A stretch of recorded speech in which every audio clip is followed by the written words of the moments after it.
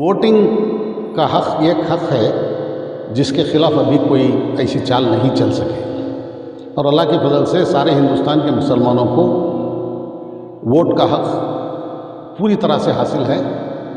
जो एक हमारे सदर हिंद का वोट की हैसियत है उतनी ही हैसियत हर शहरी की भी है, एक मुसलमान की भी है। अस्सलामुअलैकुम दोस्तों, आप देख रहे हैं सलाम बेंगलुरु। वोट की अहमियत को जितना भी बयान किया जाए कम है। वोट एक ऐसी ताकत है जो अवाम को हुकूमत की तश्कील और पॉलिसियों पर अपनी राय देने का हक देती है। ये जमहूरियत का बुनियादी सुतून है जो शहरियों को अपने मुस्तकबिल की सिमत का फैसला करने की इजाज़त देता है। इसी फिक्र को लेकर समाजी कारकुन सैयद शफीउल्लाह ने तमाम लोगों से अपील की है कि वो अपने वोटर आईडी कार्ड बनाएं। चलिए इन्हीं की ज़ुबानी मज़ीद तफसीलात जानते हैं। देखिए, जैसा कि हम और आप जानते हैं, हमारे मुल्क हिंदुस्तान में हमारा आइन है जो सारे शहरियों को यकसां हुकूक देता है और ये भी हमें अच्छी तरह मालूम है कि अब सारे हिंदुस्तान में मुसलमान बहुत ही बैकवर्ड हैं। माली हालत में भी बैकवर्ड हैं और तालीम में भी बैकवर्ड हैं और दीगर सारे मामलात में। यहाँ तक आज ये भी हो चला है कि उनके हर छोटे मोटे व्यापारी पर भी हमले किए जा रहे हैं और उन्हें उनकी कमाई से रोकने के लिए बहुत सारे अहदाफ अपनाए जा रहे हैं। ऐसी सूरत में एक हमारा कॉन्स्टिट्यूशन एक हक़ जो देता है सारे शहरियों को, वो हक़ के बारे में अब तक कोई हमला नहीं हुआ और वो है वोटिंग का हक़। एक बहुत सारे हुकूक मुसलमानों के ऐसे हैं जो छीन लिए गए हैं या बहुत सारे हुकूक ऐसे हैं जिन पर मुसलमान अपना कंट्रोल नहीं कर सकते और अपने तौर पर उन हुकूक को इस्तेमाल नहीं कर सकते। ऐसे हालात पैदा किए जाते हैं। लेकिन वोटिंग का हक़ एक हक़ है जिसके ख़िलाफ़ अभी कोई ऐसी चाल नहीं चल सके और अल्लाह के फजल से सारे हिंदुस्तान के मुसलमानों को वोट का हक़ पूरी तरह से हासिल है। जो एक हमारे सदर हिंद का वोट की हैसियत है उतनी ही हैसियत हर शहरी की भी है, एक मुसलमान की भी है।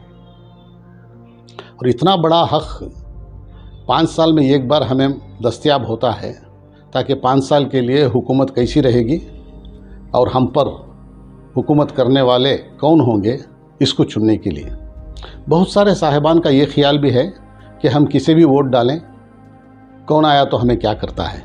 लेकिन ऐसा नहीं है।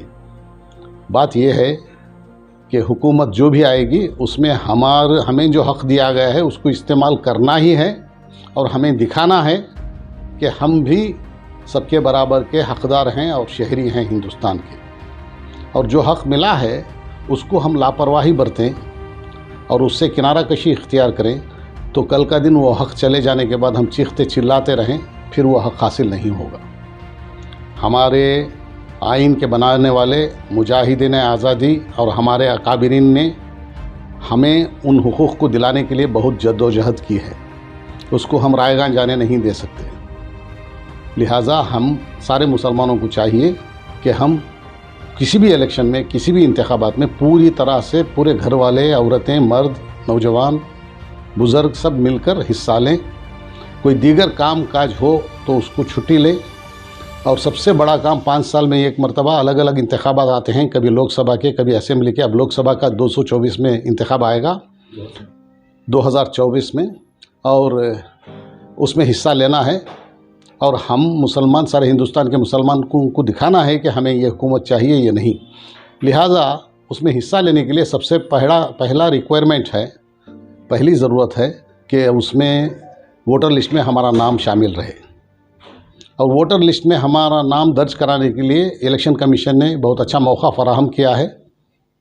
बहुत सारी तंजीमें उसमें मदद करने के लिए वॉलंटियर्स काम कर रहे हैं और बहुत सारी मसाजिद में इसके बारे में काम किया गया है और भी बहुत सारी मसाजिद में इसका काम करने की ज़रूरत है। मसाजिद के ज़िम्मेदारों से और मसाजिद के नौजवान कमेटियों से दरख्वास्त है कि वो बराह करम इसमें हिस्सा लें और हर मस्जिद में 2 टेबल रखकर लोगों को, एक्सपर्ट्स को बुलाकर, वॉलंटियर्स को, उनके ज़रिए लोगों के नाम दर्ज करवाने की मदद करें।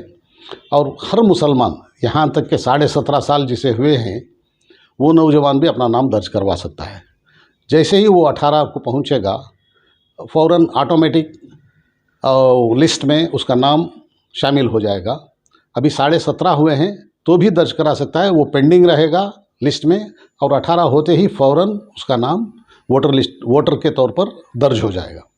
लिहाजा हम में हर एक को चाहिए कि इसकी फ़िक्र करें, ये अच्छे मौके को, सुनहरी मौके को हाथ से जाने ना दें और सबके सब इसमें हिस्सा लें। शुक्रिया।